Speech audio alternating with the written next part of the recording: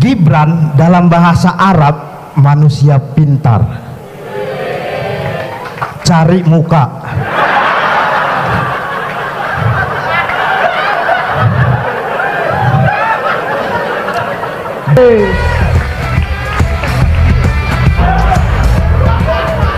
Siapa yang mau kita bantai ini? Solo atau Medan? Tenang, semua lubuk ini, jangan berebut. Teman-teman, terima kasih aku udah diundang ke acara ini.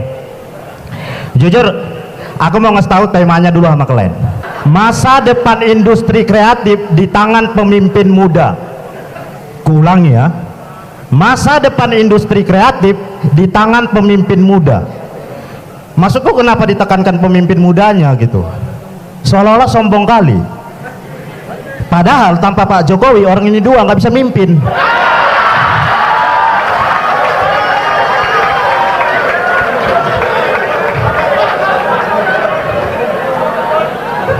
Bayaranku di sini gope ya.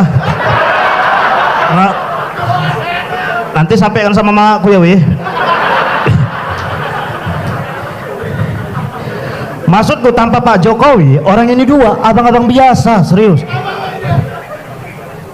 Ya aku pun kalau jadi anak Pak Jokowi aku bisa jadi polisi,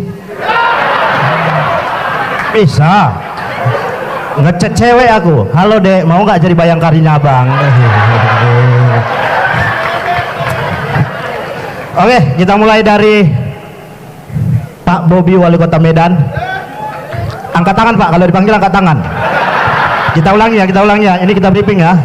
Oke, kita mulai dari Pak Bobi, Wali Kota Medan. Enggak, dengarkan nyawa.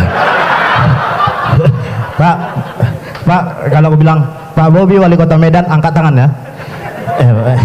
Enggak, aduh, mati nih kayaknya. Oke, kita mulai dari yang pertama, Pak Bobi, Wali Kota Medan. Nurut ya. Teman-teman, roasting itu sebenarnya membongkar aib. Jujur, aib Pak Bobi ini nggak ada. Jago kali dia nutupi media.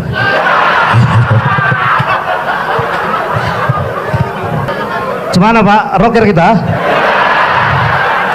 Aku yang duduk di sana, Bapak yang lucu sini. Tapi Bapak nggak lucu, kinerja Bapak yang lucu.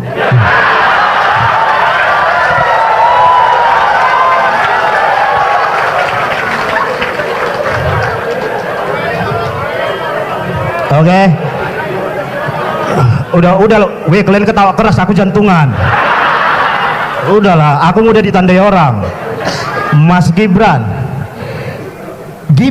dalam bahasa Arab manusia pintar, cari muka.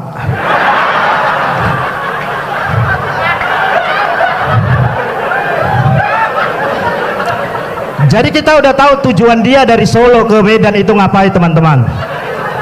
Ngumpulkan suara. Maksudnya gitu ya. Don juga. Wih, jangan ketawa keras sekali kau, wih. Tapi teman-teman, satu fakta yang menurutku membanggakan, Mas Gibran itu cuma nge-follow satu orang di sosial medianya. Bisa kalian cek. Bahkan Pak Jokowi pun nggak didengarkan suara rakyat ya.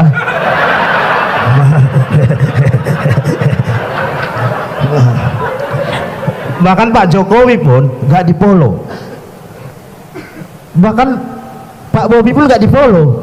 Pak Bobi pun nggak nge-follow. Kayaknya orang ini dua sama-sama nggak suka gitu. Ya teman-teman, itulah tadi roasting yang dilakukan oleh seorang komedian teman-teman ya kepada Gibran Raka Buming Raka dan juga Bobi Nasution. Ini ketika Gibran masih wali kota Solo dan Bobi Nasution masih wali kota Medan.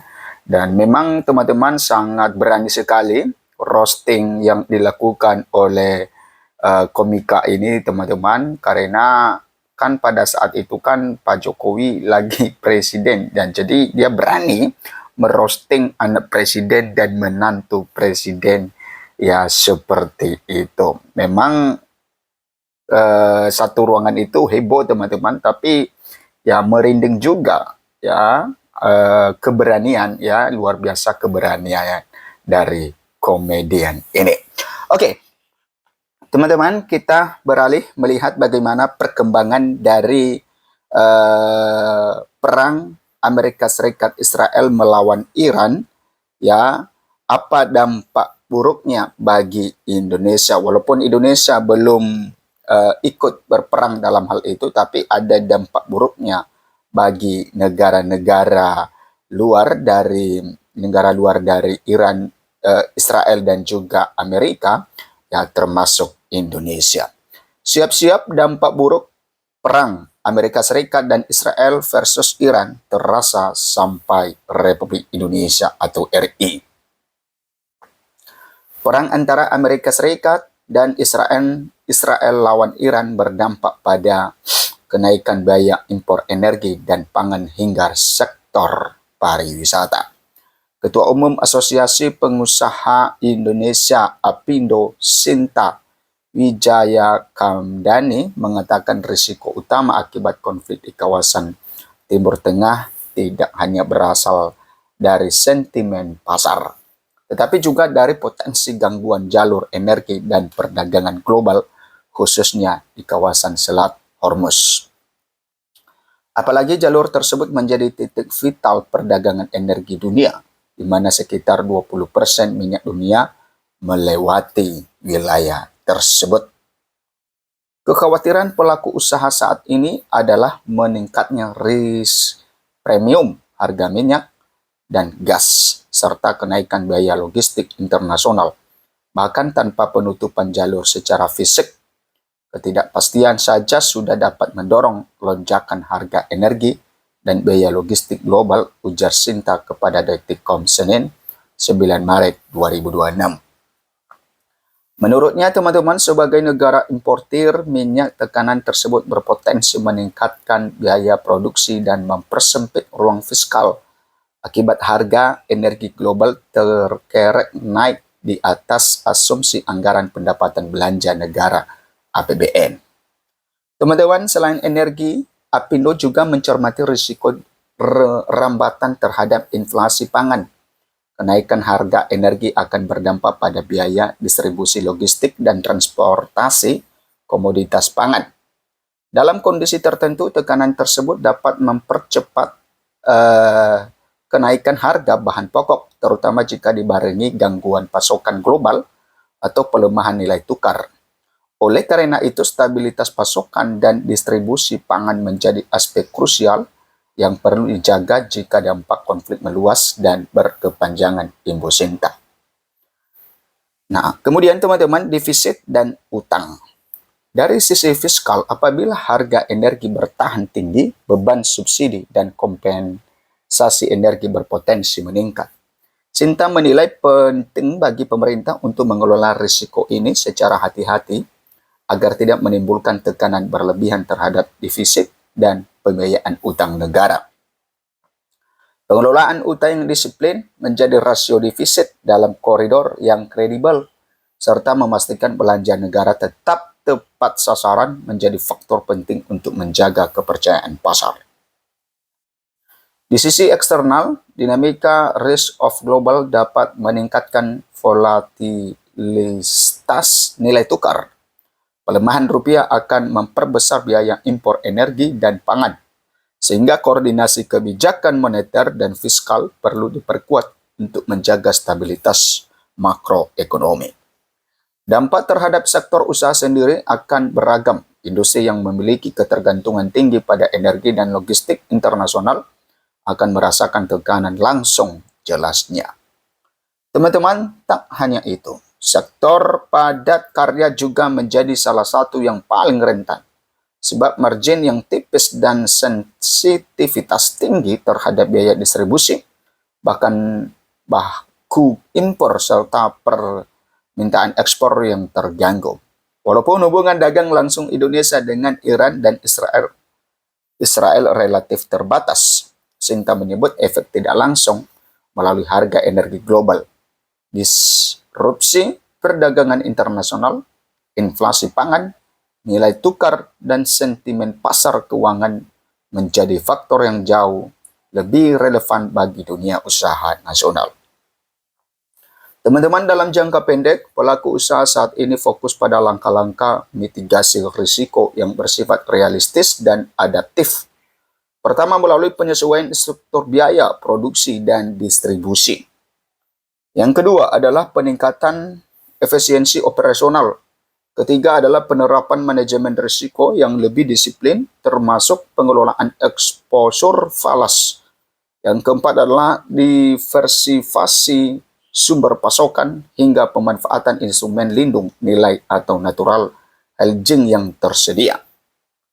Teman-teman, secara keseluruhan dunia usaha menyikapi kondisi ini dengan pendekatan wait and see, but prepared apabila tekanan global berlanjut terang sinta. Kemudian Apindo mendorong pemerintah menjaga stabilitas bahan harga energi dan pangan secara terukur, memperkuat cadangan dan distribusi logistik strategis, memastikan disiplin fiskal dan kebijakan moneter serta pengelolaan utang yang prudent, dan memberikan dukungan terarah kepada sektor-sektor ekonomi yang berpotensi terdampak. Nah, dampak ke pariwisata di halaman berikut. Nah, kita lihat dampak pariwisata, teman-teman. Ya, tentu ada dampak berbagai sektor di sini, ya, terhadap perkembangan perang antara Amerika Israel melawan Iran. Ya, perang Amerika Israel melawan Iran. Situasi geopolitik di Timur Tengah yang kian memanas ini juga dinilai berdampak pada sektor pariwisata Indonesia. Ia juga tidak menampik situasi global bisa berdampak pada sektor transportasi seperti pembatalan penerbangan. Kemudian kendati begitu, Veronica menilai sektor pariwisata dalam negeri masih kuat. Dari sektor pariwisata sendiri, apapun yang terjadi sampai hari ini, volatilitas di harga energi, nilai tukar, dan lain sebagainya sudah pasti itu impis. Kita semua sama-sama paham, ujar Direktur Komersial Injourney Veronica Hasesila dalam konferensi pers di Gedung Sarinah, Jakarta Pusat. Teman-teman, salah satu penopangnya, nah itu teman-teman ya mengenai perkembangan dari perang Amerika Israel melawan Iran ini, dan tentu ini sangat-sangat mempengaruhi perekonomian Indonesia. Jadi Pak Prabowo juga pernah menyampaikan bahwa ya kita harus siap-siap menghadapi peperangan ini. Maksudnya ya akibat peperangan ini ya tentu sangat berdampak sekali bagi Indonesia. Silakan memberikan komentar Anda, teman-teman. Sampai jumpa di video berikutnya.